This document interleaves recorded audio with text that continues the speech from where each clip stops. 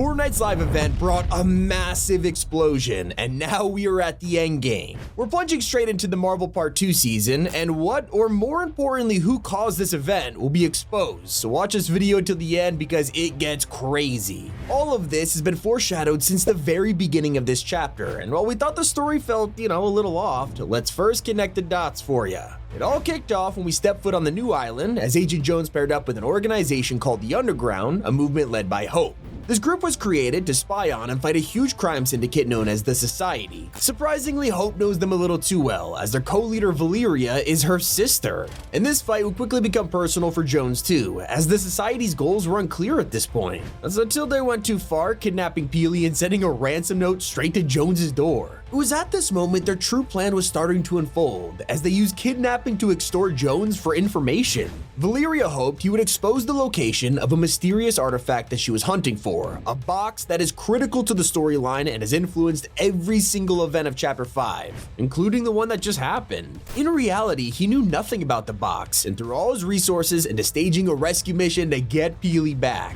In the meantime, Valeria wasn't relying on this plan to work out, as she began investigating the location of this box on her own. Relying on an ancient map from her and Hope's grandfather, she visits Ruin Reels, a location that has been around since ancient Greece, and begins reading up on the history of the Omniverse. Her mission is to know everything, studying the Zero Point and more. It's here where she finally discovers the ancient box, dangling in chains from the hands of a Greek titan. This tale is calling to her, as it could include the secrets of the universe, but little does she know, this is Pandora's box. It's a mythological artifact that's said to contain all the evil in the world, the box that was never meant to be open. And sadly, just like the original story, Valeria is way too curious and impatient to leave the contents a mystery, so she opens it up, releasing great misfortune on the island.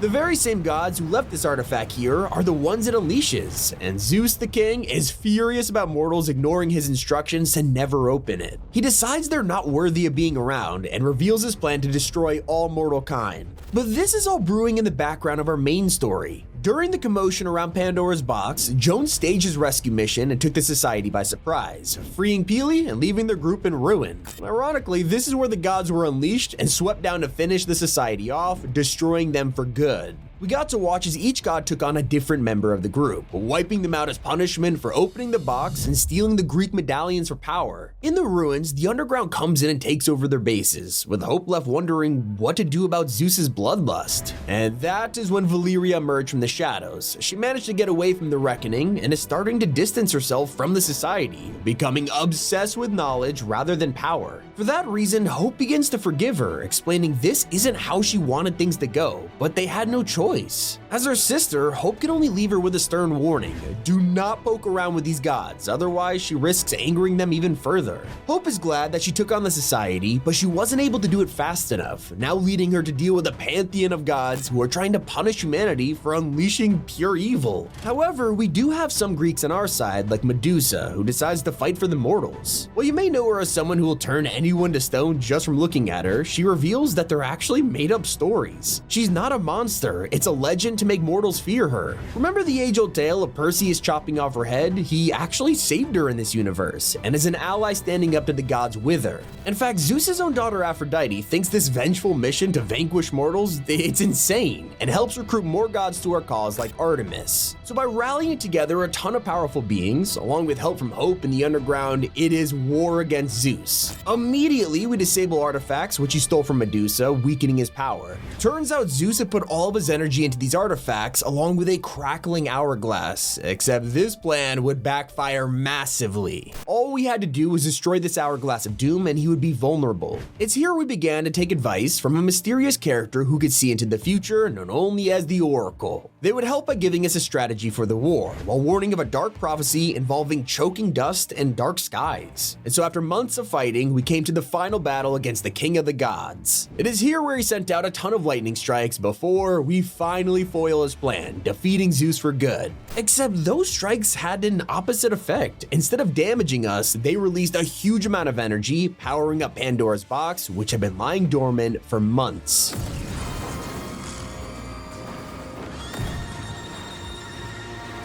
something else was about to be unleashed from the box, a sandstorm that would cover the island in debris and summon thousands of scavengers to wreak havoc on the island. At the front of this army, a giant ship known as the Leviathan was about to be shipwrecked in the desert, led by a terrifying villain.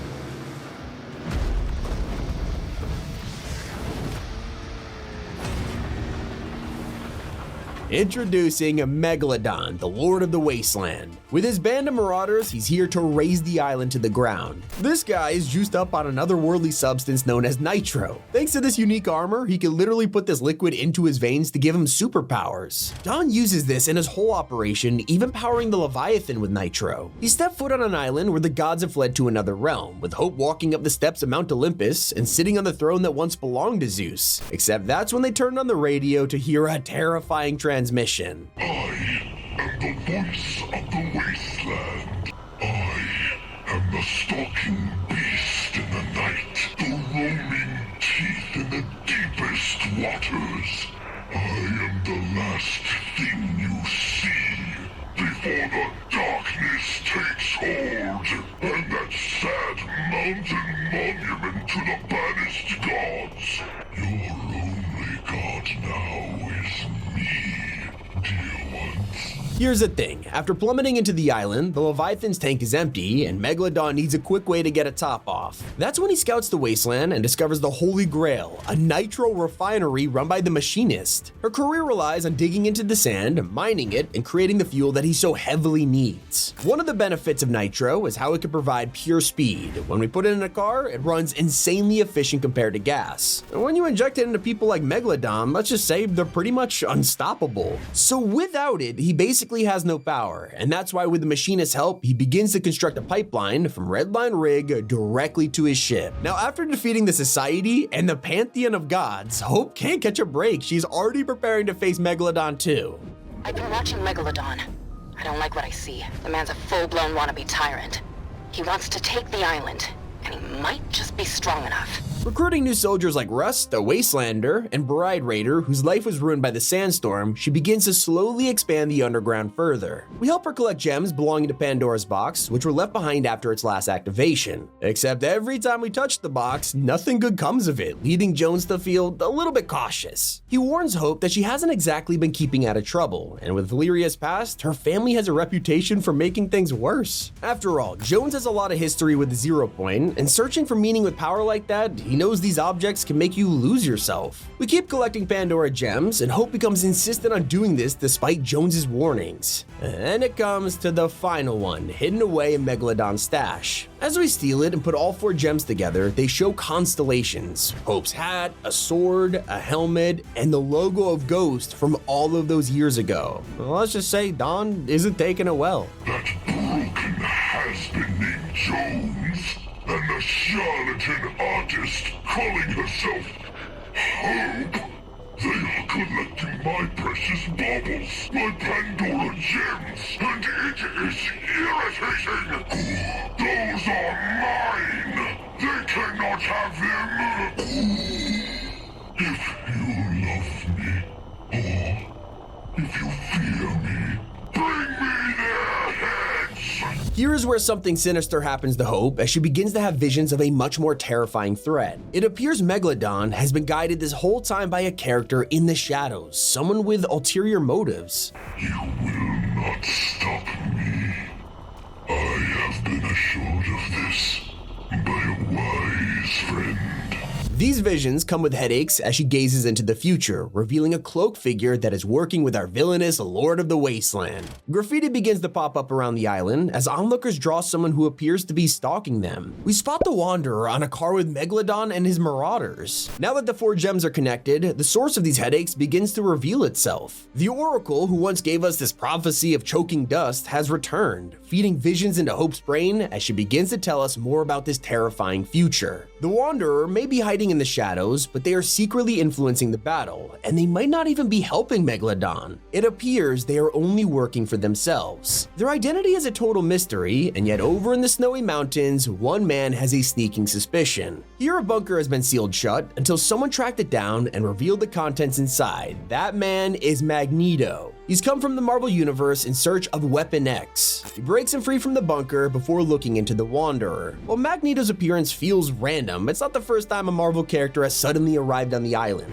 In the past, it was Thor and Tony Stark who rushed to Reality Zero to prepare for Galactus, who was heading straight for the 0 point. It seems the Wanderer has also set their sights on the island's mysteries, this time looking to gain control of Pandora's box. They've been using the Dawn as a distraction, while working in the shadows to track down the box and use its powers for himself. Except that's when they hear news from Bright Raider and Rust. The pipeline is completed, Megalodon's ship is starting to refuel, and his plan was now in full force. It was time for the Marauders' reckoning.